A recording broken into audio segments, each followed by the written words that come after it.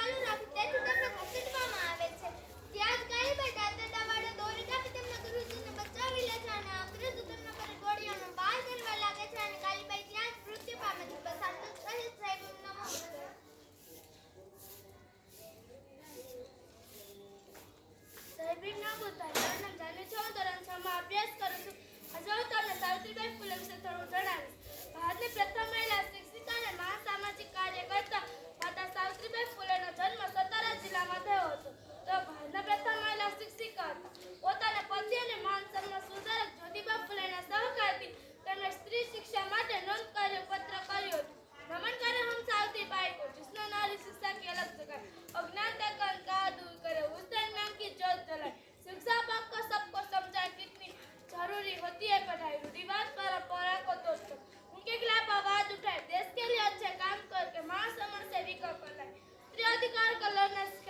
દેવી જ્યોતિ માતા સાવિત્રીબાઈ ફૂલે કહેવાય. આજે હું તમને એવી સ્ત્રી વિશે જણાવવા જઈ રહી છું જેને જ્ઞાની દેવી અને રાષ્ટ્રમાતા કહેવામાં આવે ને તે કઈ ખોટું નથી. આજના સમયમાં તે જ્ઞાની દેવી માતા સરસ્વતીને માનવામાં આવે છે, પણ તે સરસ્વત ખોટું છે. જો કોઈને જ્ઞાની દેવીનું બિરુદ મળવું જોઈએ તે માતા સાવિત્રીબાઈ ફૂલે છે. માતા સાવિત્રીબાઈ ફૂલેનો જન્મ સુદ અને પછાત ગણાતી મારી જાતિ માતા 3 જાન્યુઆરી 1831 ના રોજ થયો. તેમની માતાનું નામ લક્ષ્મીબાઈ અને પિતાનું નામ ખાંડોજી વિશે પાટીલ હતું. તેમના પિતા ફૂલેના પરંપરાગત વ્યવસાય કરતા. આથી ગરીબ હોવાને કારણે તો અભ્યાસ કરી શક્યા ન હતા. એ સમયમાં ઘણા દૂષણો હતા. એ દૂષણોમાં બાળવીની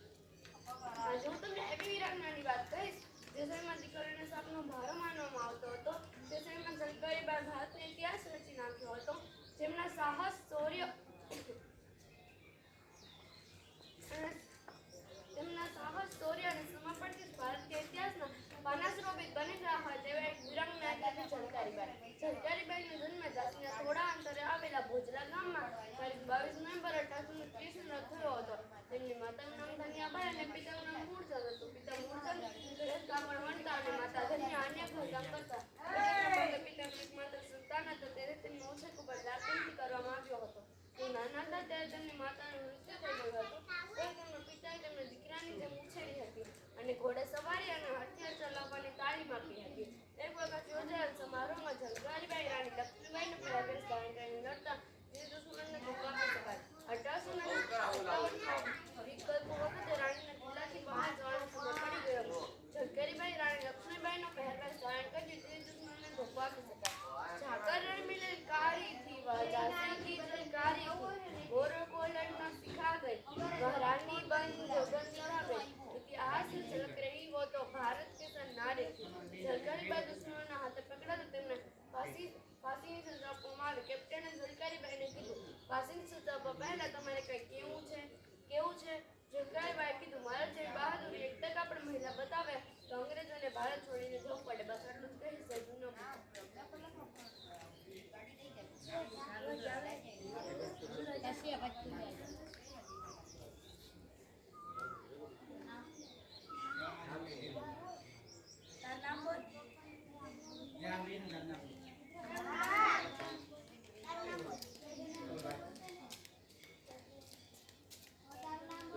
આને જો દાદા જોજે.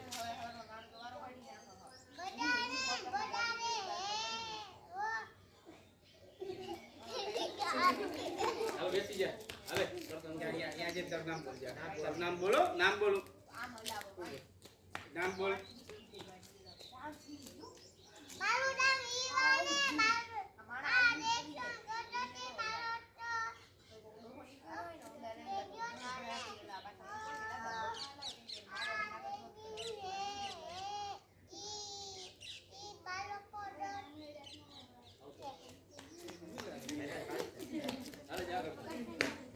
હાલો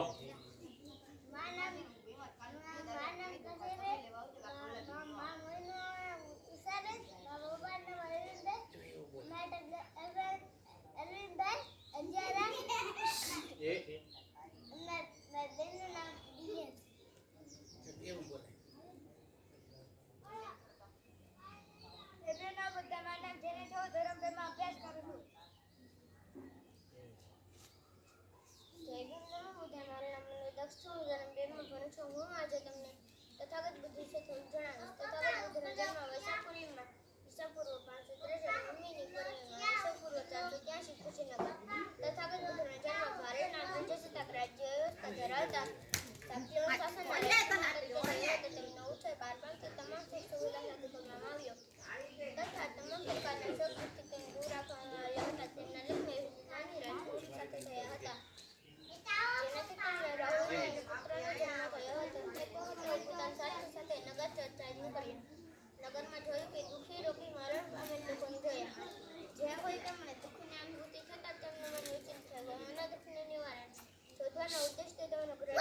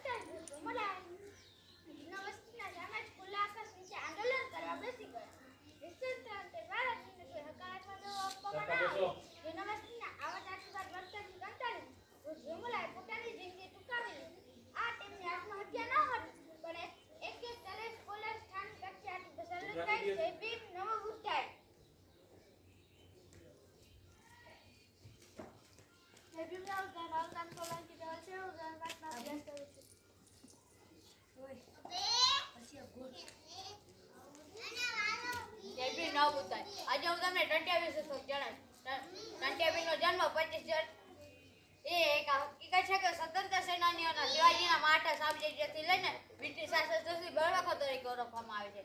ટંટિયા ભીલ એક મહાન ક્રાંતિકારીઓમાંના એક હતા. જેમણે 12 વર્ષ સુધી બ્રિટિશ શાસન સામે સશસ્ત્ર સંઘર્ષ કર્યો અને વિદેશી શાસન ઉખેડી નાખવાની પોતાનામાં અદમ્ય હિંમત અને જુસ્સાને બળથી જનતામાં પ્રિય બન્યા. ટંટિયા ભીલે ગેરીલા યુદ્ધમાં કુશળ હતા. તેઓએ નાટપાથી લઈ ગાઢ જંગલો, ખીણો, બંદરો અને પર્વતોમાં જીવનભર હોલકર રાજ્યની સેનાઓ સાથે તલવાર ચલાવી. તેમણે શક્તિશાળી બ્રિટિશ સામ્રાજ્યની પોલીસ પર પલટવાર કર્યો અને ઘણા વર્ષો સુધી બચી ગયા. ટંટિયા ભીલને મદદ કરનાર આરોપીમાં સેંકડો લોકો ધરપકડ કરવામાં આવી. ઘણા લોકોને જેલના સળિયાને પાછી ખસેડવામાં આવ્યા. ઈસવીસન 1859 ની આસપાસ દરમિયાન જ્યાં ભારત ચળવળ ચાલી હતી તે દરમિયાન મધ્યપ્રદેશના મળવા અને નિમા પ્રદેશની આસપાસના વિસ્તારોમાં અંગ્રેજોનું રાજ્ય પણ જોવા મળતું હતું. બસ આટલી જ કહીશ. જય ભીમ. જય ભીમ નમો બુદ્ધાય. આજે હું તમને એવામાં એક મહાનાયક વિશે થોડું જણાવીશ કે જેણે સમગ્ર ભારત જીતી લીધેલું કે તેમણે એવી જીત્યું કે આજ સુધી કોઈ પણ ન જીતી શક્યું. તે હતું કલિંગનું યુદ્ધ અને તે હતા સમ્રાટ અશોક. સમ્રાટ અશોક પ્રાચીન ભારતના મૌર્ય વંશના રાજા હતા અને સમ્રાટ અશોક તરીકે ઇતિહાસમાં જાણીતા છે. તેમના સમયમાં મૌર્ય સામ્રાજ્ય જળતર, મેંદુકુટની પહાડીઓ, દક્ષિણમાં ગોદાવરી નદીના દક્ષિણ કાંઠા તથા મૈસૂર સુધી અને પૂર્વમાં બાંગ્લાદેશ જીતી લીધેલું હતું કે જે તે સમયના સૌથી મોટું વિશાળ સામ્રાજ્ય હતું. અશોકના શિલાલેખો સૂચવે છે કે કલિંગ યુદ્ધના થોડા વર્ષો પછી અશોક સમ્રાટ બૌદ્ધ ધર્મ તરફ આકર્ષ્યા. બૌદ્ધ ધર્મકથાઓ મોટી સંખ્યામાં સ્થાપવા અને ત્રીજી બૌદ્ધ પરિષદને સમર્થન આપવા અને સંઘને ઉત્તરાધન આપવાનો શ્રેય આપે છે. ઐતિહાસિક સમ્રાટ તરીકે અશોકનું અસ્તિત્વ લગભગ ભૂલી ગયું હતું, પરંતુ 19મી સદી લખાયેલ સ્ત્રોતોના અર્થઘટન પછી અશોક મહાન ભારતીયોમાંના પ્રતિષ્ઠા ધરાવે છે. બસ આટલું જ કહીશ. જય ભીમ નમો બુદ્ધાય.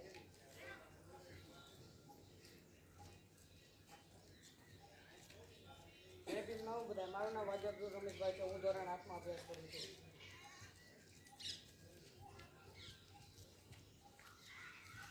જય ભીમ નમો બુદ્ધાય. મારું નામ જાદવ હર્ષદ નરેશભાઈ છે.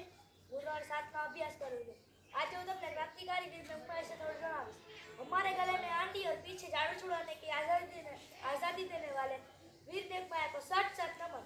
कभी प्रश्न કર્યો છે કે છઠના દિવસે રાંધવાનું શું કામ, સાતમના દિવસે ઠંડુ શું કામ ખાવાનું, આઠમના દિવસે મેળા ઉજવણી શાની?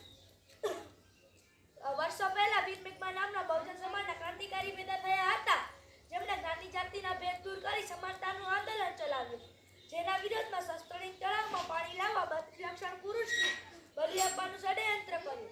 ત્યારે બહુજન લોકોની પરાકાષ્ઠા હતી. જે ગામના છેવાડે રહેતા એટલે કે બહુજન લોકોને ગામમાં પ્રવેશવાનો કોઈ અધિકાર ન હતો. લોકોને વસા હતો અને બજારોમાં પ્રવેશી શકતા ન હતા. ગળામાં કુંડી અને પાછળ ભાગે જાડું જેમાં ટકમાં ઘૂઘરી રાખવામાં આવતું, જેના હોવાથી લોકોને ખબર પડી જાય કે સીમાડીઓ આવી રહ્યો છે એટલે તેનાથી દૂર થઈ જતા.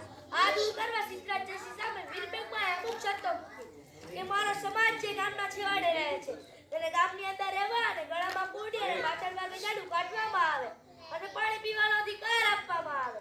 આ શરતો રાજાએ માની અને સમાજના હિત માટે વિક્રમ સંવત 1172 મહાસત સાતમ શુક્રવારના દિવસે વીર મેઘમાયાના શોકમાં કોઈએ ચૂલો સળગાવ્યો ન હતો.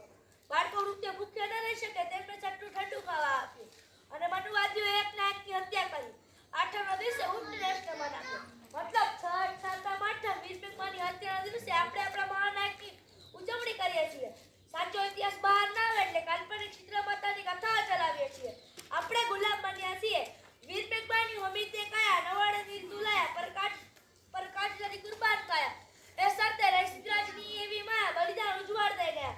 બહુજનમાં ક્રાંતિકારી વીર મેઘમાયા થઈ ગયા. બસ આટલું જ કહીશ. જય ભીમ નમો બુદ્ધાય.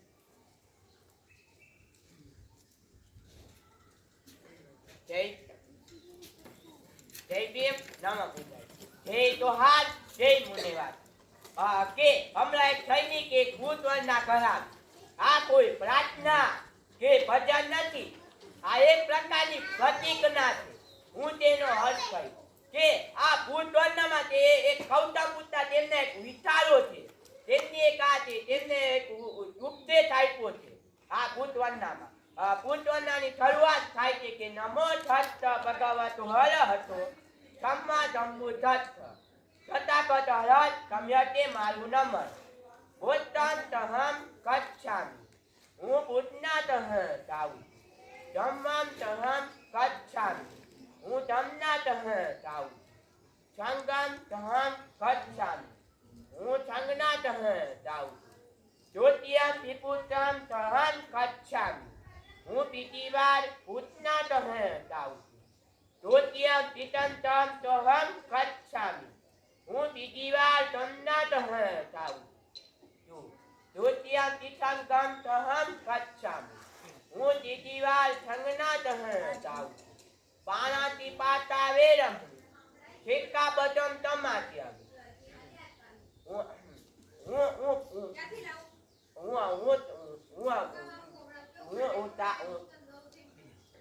હું પ્રાણી કે જીવની હિંસા અથવા હત્યા ન કરવાની ગૌતમ બુદ્ધ પાસે શિક્ષા ગ્રહણ કરું છું અતિન્ન તાણા વેરમ સિક્કાપદમ તમાત્યામિ હું ચોરી ન કરવાની ગૌતમ બુદ્ધ પાસે શિક્ષા ગ્રહણ કરું કામે સુમિચ્છા તારા વેરમ સિક્કાપદમ તમાત્યામિ હું વ્યભિચાર અથવા સ્ત્રી ઉપર ખરાબ નજર ન નાખવાની ગૌતમ બુદ્ધ પાસે શિક્ષા ગ્રહણ કરું મૂઠા વાચા વેરમ સિક્કાપદમ તમાત્યામિ હું છૂટું ન બોલવાની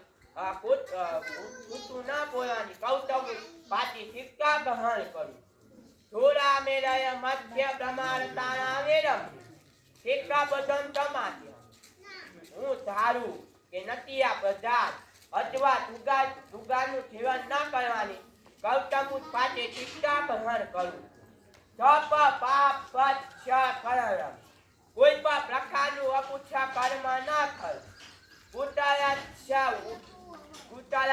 ઉત્પન્ન કરતા સારી શિક્ષા ગ્રહણ કરી તતિથ્ય પરિયો તપહન પોતાના મનને પવિત્ર રાખવું હેતન ભૂતાન સાતનમ રાજપૂતની શિક્ષા છે સાધુ સાધુ સાધુ સાધુ શબ્દનો અર્થ લાભદાયક અને સત્યવાદમાં બોલવામાં આવે છે તેથી તેને હા કરીને સ્વીકાર કરો મારું અક્ષર પૂર્ણ કરું છું જય જોહાર જય મુનિવાર સાવધાનો કે સાવધાન વેદરામ સાવધાન વેદરામ સાવધાન એક સાથ हमारे महानायक और मुन्नीवाती समाज को सलामी છે કે સલામી છે